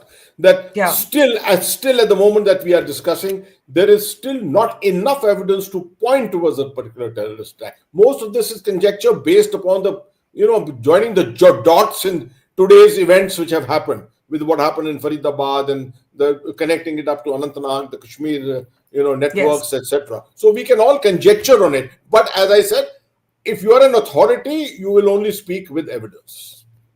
All right, General Hussain, we let you go. It's late in the evening, and I'm sure you'll also want to make your own assessment of what's happened. Thank you very much. Learn a lot from you always. Thank you, sir. Thank you, sir. If you have just joined us, 10 people have died. Those numbers could be higher. 30 have been injured. Prime Minister, Home Minister, Defense Minister are reacting to an explosion that has taken place in a car in the national capital a little short of 7 p.m. earlier this evening in the very crowded Red Fort Lal Killa area. In fact, right next to Gate 1 of the Lal Killa metro station. As General Atta Hasnain was just saying, the choice of time, 6:52, 6:55, whatever it is, a couple of minutes after 6:50 is terrorist time. What he means by that is, though nobody, I should say, has used the phrase terror attack right now, if this was a terror attack, it was designed to cause maximum damage, because this is peak traffic time. This is when people are taking the metro to go home. Also a hugely crowded area, the Chandni Chowk area, right next door to the Red Fort. And of course, office goers, people going home, taking that metro line, the Lal Killa metro station, the entry to it, also showing images of shattered glass. Eyewitnesses from the ground are describing horribly graphic accounts of what they have seen. Bodies being hurled onto bonnets, bodies burning, cars burning, people inside them probably burnt to death, bodies being dismembered, ambulance workers and eyewitnesses finding a hand here, a leg there. I know it's horrible to hear, but it also gives you some sense of the fact that this, initially it was thought to be a CNG explosion, but a CNG explosion cannot cause this scale of death and devastation. You can see images of ambulances there on the spot. I want to play out the Home Minister's statement just before he left for the hospital and for the site of the explosion. Take a look. आज शाम करीब 7 बजे दिल्ली में लाल किले के पास सुभाष मार्ग traffic signal पर I-20 Hyundai गाड़ी में एक ब्लास्ट हुआ है। ब्लास्ट के कारण आसपास की कुछ गाड़ियां और कुछ मार्ग पर जा रहे लोग भी इंजर्ड होने के समाचार हैं। प्राथमिक सूचना जो मिली है उसमें कुछ लोग हताहत भी हुए हैं। ब्लास्ट की सूचना आते ही 10 मिनट में Delhi crime branch, Delhi special branch की टीमें स्पॉट पर पहुंची है। एनएसजी और एनआईए की टीम एफएसएल के साथ अभी गहन जांच करने का शुरू किया है। आसपास के स्थान के सभी सीसीटीवी कैमरा और बाकी सब चीज़ों की जांच के आदेश दे दिए हैं। मेरी सीपी दिल्ली से भी बात हुई है, स्पेशल ब्रांच के इंचार्ज से भी बात हुई है। सीपी दिल्ली और स्पेशल ब्रांच के इंचार्ज स्पॉट पर मौजूद हैं। हम सभी संभावनाओं को तराश रहे हैं और सभी संभावनाओं को ध्यान में रखकर इसकी गहन जांच की जाएगी। सभी ऑप्शन की तुरंत जांच होकर नतीजा जो आएगा जांच हम जनता के सामने रखेंगे। मैं कुछ ही देर में स्पॉट पर भी जा रहा हूं और अस्पताल में भी मैं तुरंत जाऊंगा। Right. I want to bring up now our expert analyst, General Raj Shukla, who is with us, a military veteran, who's, of course, a security and strategic affairs expert. Good evening, sir. We join you at a grim hour. The latest information is that 10 people, at least 10 people have died, 30 are injured. Those numbers are expected, unfortunately, to climb. The Home Minister has met with the police commissioner. He's also met with the injured in the hospital. As he said there, he is headed to the site of the explosion. The Prime Minister has issued a statement offering condolences to those who have lost their lives. The important thing is that while initially everybody may have thought this was a CNG explosion, it is clearly a high-intensity explosion. We have seen images of bodies being hurled onto bonnets, cars mangled and charred, bodies mangled and charred, bodies dismembered. The government and the police have not yet used the phrase terror attack. For this, the Home Minister has said that all of the possibilities are being investigated, and when there is a clear answer to what this was, it will be placed before the public. Your thoughts, sir? As you say, Barkha, first of all, deepest condolences to all those who lost their loved ones in the tragedy, and also those who've been injured. May they recover as fast as possible. Of course, there has been no official confirmation about the terror angle. But if you just piece the events of the day, I mean, 3,000 kgs of explosives, 900 kgs of explosives, those 20 odd timers, assault rifles, pistols. It does seem that all this is part of a terror cell. Now, as terror plays out, the int agencies from some preliminary reports have been monitoring this terror cell for a while. And the skill or the trick, of course, is that when you're monitoring a terror cell, you don't pounce on it too soon. You delay it so that you get more and more people in your grasp. So I suspect that as it was being monitored and the police and the int agencies pounced on the terror cell, it had connections, Haryana, UP, J&K, and the usual stuff. They decided that, now that they are being nabbed, they must do something. So I see a connection between what's happened in Redford and the earlier events of the day. Now, of course, this is subject to greater scientific investigation. So you will have investigation of ballistics, the explosives there, CCTV cameras, and the whole picture has to be put together. So that's one part of it. The second issue, Barkha, is this, that, I think for the last decade or so, we did have a firm grip on terror. That was one of our, shall I say, major successes. If you see more than 10, 12 years back, there would be a blast like this in every city, and pretty often. Bangalore, Pune. Sometimes we don't realize that that has been a major success of the security state. There has been no blast in the hinterland for quite a while. Kashmir, of course, is a different matter. So, I mean, that good spell perhaps has come to an end. As an analyst, I have no doubt this is Asim Munir's, these are offerings of Asim Munir. It's a direct challenge. And we must also pay heed to the larger issues which I have been pointing out for some time on your channel, that, these attacks may not only be along our western borders, we must be very careful about our eastern borders. The Bangladesh, Myanmar angle, and Asim Munir and DG ISPR have made public statements that the next terror attack may come from the east. So I hope it's not terror back. But the events of the day do seem to suggest that there is a terror angle. Of course, and I'll underline this, of course, we'll wait for an official confirmation subject to further investigations. 20 vehicles got caught in this explosion. So it cannot be a gas cylinder blast. Absolutely. I have great doubts. Are you surprised though that it hasn't yet been by the police or the government been called a terror attack, or is this a learning in a way from Pahalgam, where when you say something you want to supplement it in real time with some, I don't know, what do you make of the fact that there is such caution in the public articulation? Are these learnings of strategic communication? I don't think it's caution. I think it's greater responsibility. When you're in government, Yeah, okay. Yes, got to be careful about your tongue. Yes, yes. So, yes. But so therefore, I think they'll be waiting for confirmations from forensics, ballistics. But some indications, some news reports suggest that the borders have been sealed and so on and so forth. So I think it's all concurrent. I think the government would be acting on the presumption of terror, but it will confirm it only when it has weightier evidence. And that is also, I think, the right way to go about these things.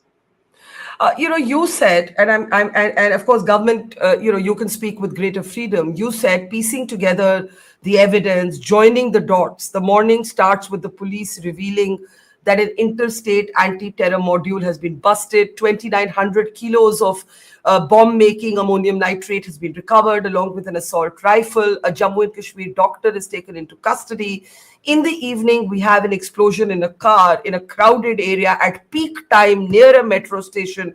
I'm mentioning all these details because for those of us who've been old enough to cover terror attacks in cities, this is classic terror patterns. You look for the most crowded place, you place your bomb in a car, you may even sometimes use the car bomb as a diversionary tactic to strike in a bigger way elsewhere. You do it at a critical, sensitive time. There's an election, voting in Bihar tomorrow. These are classic moves of terrorists, for many of us who are old enough to have lived through those years when our cities were subject to these attacks. When you join those dots, Sushant Serene earlier on the channel was saying maybe the police should not have gone public with the fact that they had busted the module, because obviously some parts of the module were still operational, and they thought, if we don't do this now, it's over for us. So let's either use it or lose it. I'm quoting Sushant here. What do you think when you join the dots to the press conference in the morning and what's happened by the end of day? Exactly. I mean, I quite agree with Sushant. I think what has happened, that a greater tragedy has been foiled. Because Explain that. The explanation seems to be that the terror module, it was being monitored for a while. Some news reports in the morning said some 7 to 8 months. So you monitor these terror modules, you wait before you pounce on them so as to get a larger, the larger operatives and the OGWs and all into the net. So you'll be monitoring their communication movements. And then it's a matter of judgment and timing. Because if it is too late, then the act will occur. So sometimes before the act. So the police must have taken a call in the morning, and when the module got wind, when they were pounced upon, they perhaps said ki jo taiyari hai usko kar do, and this is part of the taiyari which has happened. This is a cat and mouse game. It is very difficult, and it's common sense, but let me highlight it, that for every module or for every such attack or incident which happens, there are 100 successes which go unacknowledged. So many modules get they are busted before they mature. So it is between this maturation and the act. I mean, that is what all what intelligence is about. So I think the optimistic way of looking at it is that perhaps a greater tragedy was averted. Now, General Shukla, the NSG, the NIA, forensic teams are at the site of the blast. Clearly, it is being treated as a terror attack, even though it hasn't officially been called one. My question to you is, what if you were in government right now and you were thinking, where should my attention be? One is the investigation. Who did this? How did they do it? Why did they do it? How do we respond? The other is, how do we ensure that nothing more happens elsewhere? So we've got a high alert at railway stations and airports. What would you be thinking? What are you most concerned about right now? See, it's not a matter of getting concerned one fine evening. No, Terror I is a know. long game. I mean, I'm not making light of what you're saying. I'm just trying to explain it. Yeah. And before that, Barkha, let me point out, look at how diabolical it could have been. This area, this particular traffic signal crossing is pretty close to my house. What do you have here? Jama Masjid, I Yeah. think the Jain Mandir, Red Yeah. Fort, Yeah. metro station. Yeah. It could have been far deadlier. And I think today Correct. is a holiday, so the crowds may have been just that little thinner. So it could have been even more diabolical in design. And the Yeah. larger issue is this. It is my hunch that this Op Trishul and before that the army chief statement, that one about what was it, geography and economy, that also I think was a reaction to some indications that something was being planned. So, it is all kinds. Of course, you'll have you'll have the police in action. I think the military would be in higher states of readiness. The borders would have been sealed. And now we also must look east, because that is another area. I mean, what is left? You have the DGI side traveling, the Jamaat-e-Islami, the statements of Muhammad Yunus. They are Yeah. open threats. And, it may be the wrong day to say so, but I am of the view that our eastern borders must be sealed somewhat in the manner of what we've done along the line of control. And perhaps we need a force also like the RR to guard that piece of territory so that we seal it. Otherwise, you may have infiltration from the east. So I'm saying both along our eastern, western horizons, uh, the terror and national security challenges are growing. That's the sad reality. You couple of very important points you've made. One is that there's several places of worship of different faiths close by, and that is also very classic terrorist playbook. We've seen it, the attempt to create religious polarization, religious targeting. We saw it in Pahalgam. We've seen it before. But you made a comment. You said, and I want to quote that back to you. You said, "I have no doubt that these are offerings of Asim Munir." Munir just got promoted in Pakistan. Why? I mean, firstly, no surprise that terror targeting in India links back to Pakistan, but you've been very specific. You've said Asim Munir. Explain this comment that you made. I mean, who else? When these things happen, and if they have the sanction of officialdom in Pakistan, do we all not know what officialdom in Pakistan No, is? of course. And it is no secret that terror has been a part of their statecraft. It has been acknowledged on times without number by Musharraf, by so many others. Now, this is the whole issue, that when you get, shall we say, lace your statecraft with terror, these things will continue. And therefore, our response has to be firmer. It has to be preemptive. That is a reality. And not only, as I keep pointing out, Western horizons, Eastern horizons.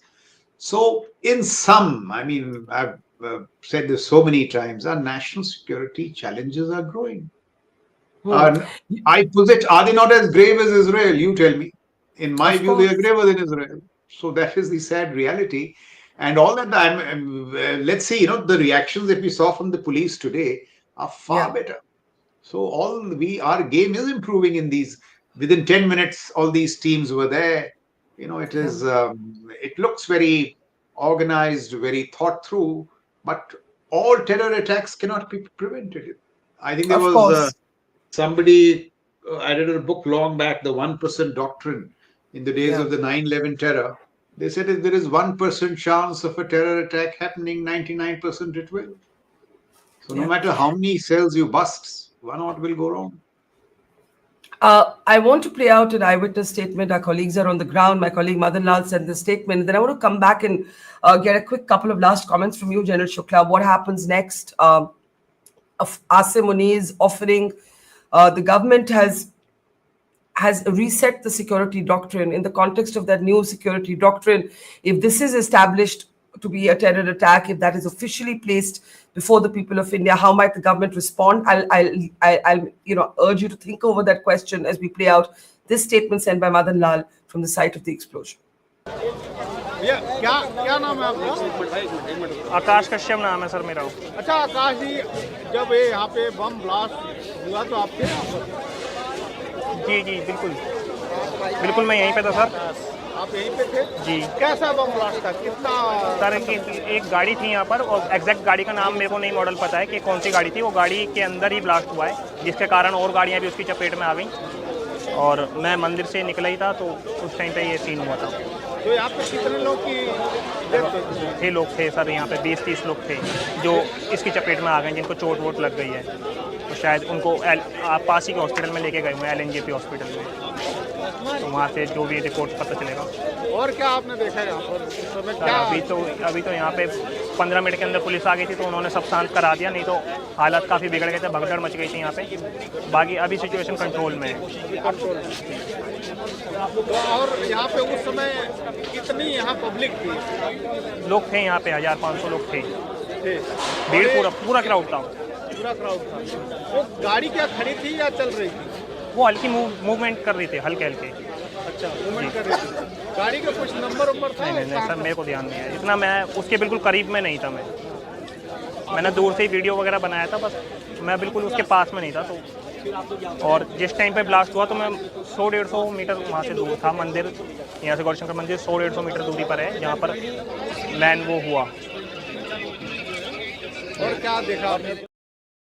So it's interesting. He does talk about a mandir being 100-150 meter dur. He says he came out, this young eyewitness says he was praying. He came out of the temple and then he saw this. He also says there have been two versions, General Shukla, of the car. One is that it stopped at a red light. The other is it was a slow moving vehicle. Either way, what it was doing was, if it's slowing down, it's forcing the cars, the vehicles behind it, into its kabza, as it were, ensnaring them, so that when an IED potentially, possibly sets off this explosion, then all of the other vehicles behind it are caught up in that. But he does mention ki mandir tha, as you mentioned, Jama Masjid is right next door. There are many different places of worship. So that, and also I want to ask you, what now? Given the new security doctrine, given Operation Sindoor, if this is established to be a terror attack, the PM and Home Minister have not used that phrase yet. We will wait for them to officially respond. But if they do, if they say this was a terror attack, and you have no doubt, I think, that it is one, what next? See, I have no doubt in the sense that, it is an analyst's assessment. I'm, of course, not privy to any inner doings. So in that sense, as an analyst, it does appear to me to be part of that terror module which got busted, and the fact it does point to being a terror attack. However, the government of the day will ascertain this way or that way. Now, what is our response? See, my interpretation of the doctrine is this. It not only signifies official policy, but also the public mood. What is your response? What is my response? My response is they should be hit back, whoever they are. So it's not only official policy, it's also the public mood. And if that be the case, may I also emphasize that the right to respond or not is a sovereign decision. It doesn't mean every attack we respond. We will choose the time and place of our choosing. So when people put this hypothetical question, ki bhai agar do log mare gaye, will you respond? Maybe not. If I were in office, I would not. But if, the government will ascertain who is behind this, and all governments have very sound ways of ascertaining. The next point that I make, now we will not run around providing proof like we did in the past.